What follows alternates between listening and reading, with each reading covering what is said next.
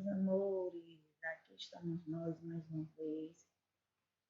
Sou Silvanira, professora de linguagem, né, da turma de EJC, da Escola de Língua Intercontinental. Estamos aqui com mais uma atividade, agora a atividade do nosso nono período, certo? E eu vou enfatizar aqui a questão da literatura na geração de 30, né? Onde esses grandes nomes da poesia de 30, né, conhecida, que participaram: Cecília Meirelles, Vinícius de Moraes, Carlos Drummond de Andrade e vários outros escritores, mas esses foram fundamentais nesse período, né?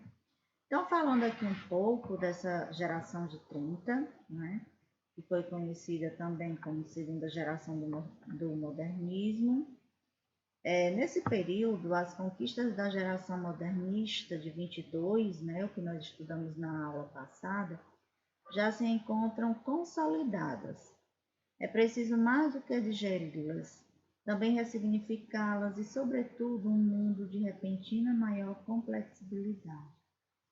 Essa época, né, foi conhecida assim por um contexto de apreensão, de perplexidade mediante a coisas que nunca tinham sido vistas antes, né, nesse período literário. E as coisas foram tomando assim proporções que por fim, né, tomou o que não queríamos, né, no período que foi um período entre guerras. Nesse período o mundo foi ditado, né, por pessimismo quanto aos rumos da humanidade, mas também pela necessidade de compreensão, de maior envolvimento social. Essas demandas também nortearam o olhar de toda uma safra de escritores, né? Como eu já falei aqui para vocês, foram muitos, mas eu estou enfatizando esses três, né? Há um novo cenário, né? Há um novo cenário da nossa literatura. O Nordeste, suas arguras e seus sofridos personagens. Então, assim, pessoal, foi um momento muito marcante, né? Essa geração de 30. Eu vou aqui apresentar, vou ler um pouco aqui. Esse período da geração de 30, ele foi de 1930 a 1945. E foi o mais conturbado de todo o século XX. Ainda sob o impacto da crise econômica, né, que veio advinda da quebra da Bolsa de Valores de Nova York, o mundo estava vivendo os tempos da Grande Depressão, né, dos conflitos econômicos, em que as fábricas paralisam suas produções, as relações comerciais se desfazem, bancos vão à falência, eleva-se assustadoramente o desemprego mundial, a fome e a miséria globalizaram-se. Então, assim, foi um período muito difícil para o povo, né? Algo muito parecido com o que estamos vivendo agora por conta da pandemia. Quantas fábricas, né? Quantas pessoas estão desempregadas? Quantos empresários, né, foram à falência? Quantas lojas fecharam por conta dessa pandemia? E isso aconteceu nesse período, né? Mas não foi por conta da pandemia. Foi algo por conta dessa revolução que aconteceu, né? Então, o que foi, né, essa geração? O modernismo foi um amplo movimento cultural surgido no Brasil na primeira metade do século XX, né? Então, é algo assim bem mais recente. Sobretudo na literatura e nas artes plásticas, cujo enfoque era a cultura brasileira. Costuma-se dividir esse movimento em três fases. A chamada geração de 1930, que corresponde à segunda fase delas. Ela teria durado até 1945, como eu já havia falado para vocês, né? Então, assim, vamos ver agora um pouco desse contexto histórico, né, do que eu falei para vocês dessa época, que foi assim uma época bastante difícil, né? Como eu já falei, houveram muitos desempregos, falências, né? E gerou aí uma revolução, né? Então, a década de 30 foi marcada por vários acontecimentos, confrontos entre liberalismo e comunismo, a ascensão de regimes totalitários, como o nazista na Alemanha e o fascista na Itália, a depressão econômica mundial, né? Ou seja, não foi só num país, foi no mundo, criação da Organização das Nações Unidas, popularização do rádio e do cinema. E aí, no Brasil, houve a ascensão e a queda, né, do governo Vargas, de Getúlio Vargas ao poder, e com isso, a crise da política do café com leite e o aumento das migrações internas. E as principais características do movimento, né, dessa geração ocasionou o aprofundamento, né, e o amadurecimento das conquistas da primeira geração, porque a segunda, né, que foi conhecida como a geração de 30, ela já veio depois da de 1922, certo? Então, essa de 1922 foi a primeira. Lá na de 1930 já foi a segunda.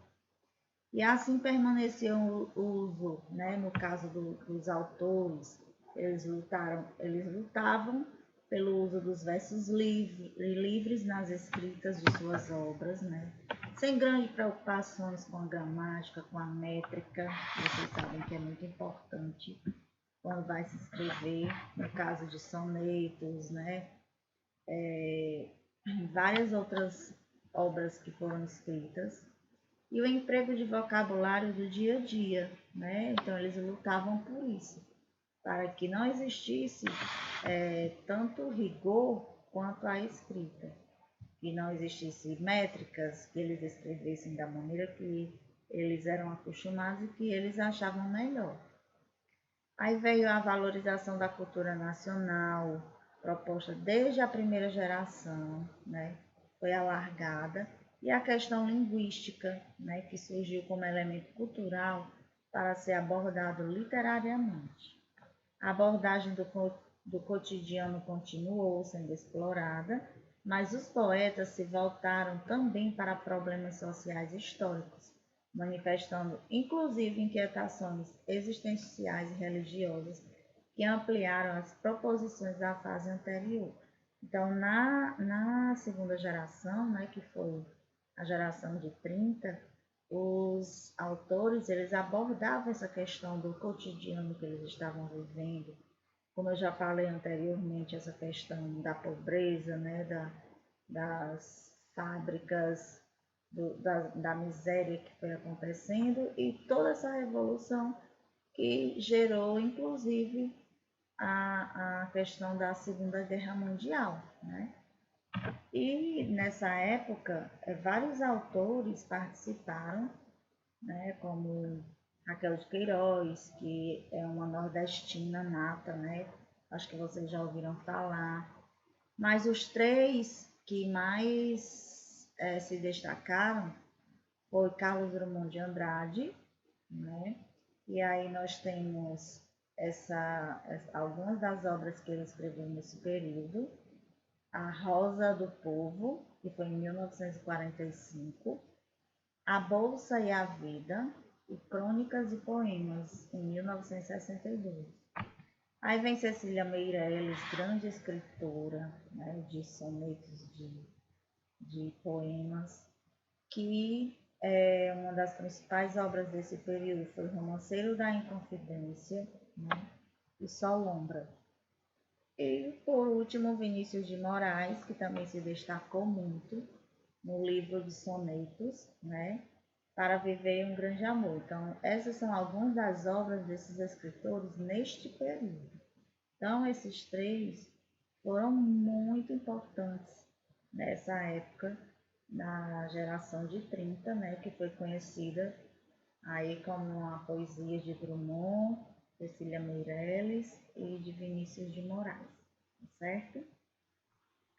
E aí lá na atividade eu vou cobrar um pouco desse conteúdo, né? Vocês vão ver essa videoaula, vão prestar mais atenção aí, se possível, passar uma ou duas vezes para fazer uma releitura também, tá bom? Então, assim, esse foi um período de bastante turbulência no mundo, né? Não só no país, mas no mundo. E aí foi o que gerou o que nós conhecemos, né? Que vocês também estudam história, como a Segunda Guerra Mundial, tá certo? Passando para outro assunto, que é muito importante, porque como eu já falei em todas as outras videoaulas, vem aí a questão do nosso Enem, e eu sei que tem alguns alunos que querem, né, fazer.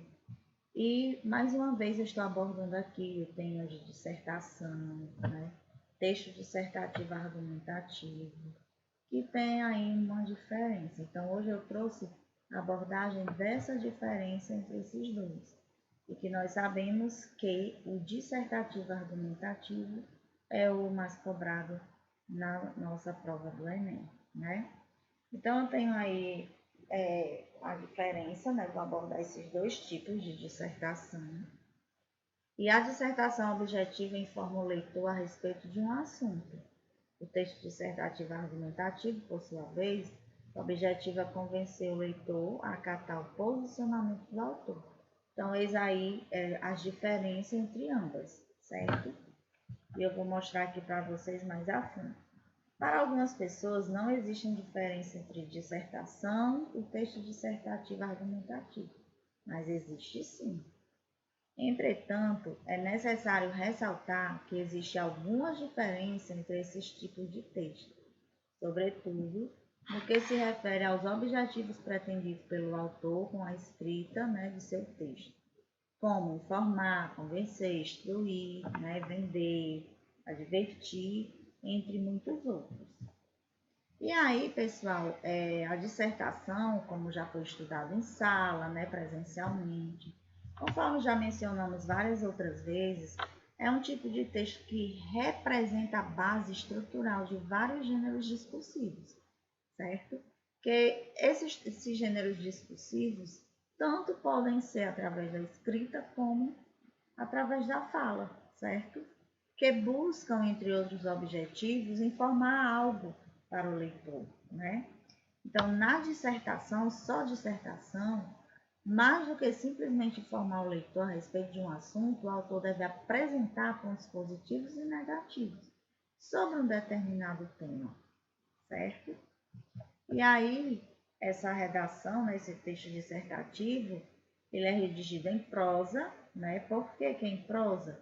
Porque é estruturado por períodos e parágrafos. Todo texto em prosa, ele é estruturado por períodos e parágrafos. Então, essa dissertação, que não é argumentativa, deve ser escrita em no mínimo 3 parágrafos, que vocês já também sabem muito bem, que são conhecidos como introdução, desenvolvimento e conclusão. E o texto dissertativo argumentativo, né, que possui muitas características também da dissertação, que eu expliquei anteriormente, e sobretudo com relação à estrutura e alguns objetivos.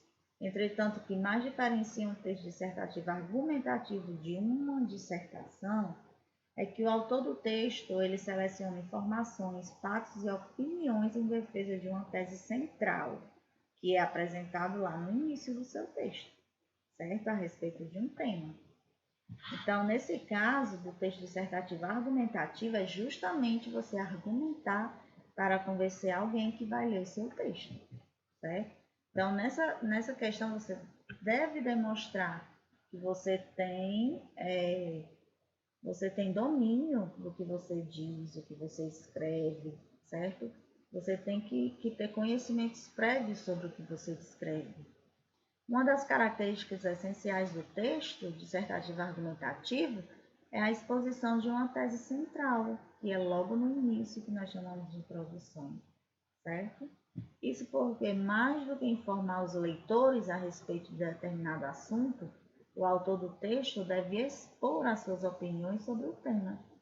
Essa tese pode ser construída a partir de relações de causas e consequências que envolvem aquele tema. E o autor também deve posicionar-se, lógico, através da escrita, através de todas as informações, fatos, dados e pesquisa. Para isso, como eu já falo muitas vezes para vocês, nós temos que gostar de ler, né? Porque a partir dessa leitura nós teremos o quê? Conhecimentos de dados, de fatos sobre aquele determinado assunto, sobre aquele determinado tema, né? E esses dados, esses fatos têm que ser fornecidos no texto. Isso significa que o autor deve fazer uma análise crítica a respeito dos argumentos e expor seus pontos de vista, né? Esses pontos de vista podem ser negativos ou positivos, com o objetivo de sustentar sua tese, né? E convencer o leitor a acatar o seu posicionamento com relação ao tema. Então, para convencer, você tem que ter muita propriedade do que está escrevendo. Então, toda a argumentação inserida no texto deve ser comprovada a partir de informações verídicas, pesquisas, reportagens, mobilizações de outras vozes de autoridade, né, para concordar com as ideias, como pesquisadores, filósofos, estudiosos, sociólogos e profissionais da área. Então, isso é muito importante para o entendimento, para ajudar na escrita, principalmente para quem vai fazer a prova do Enem, né?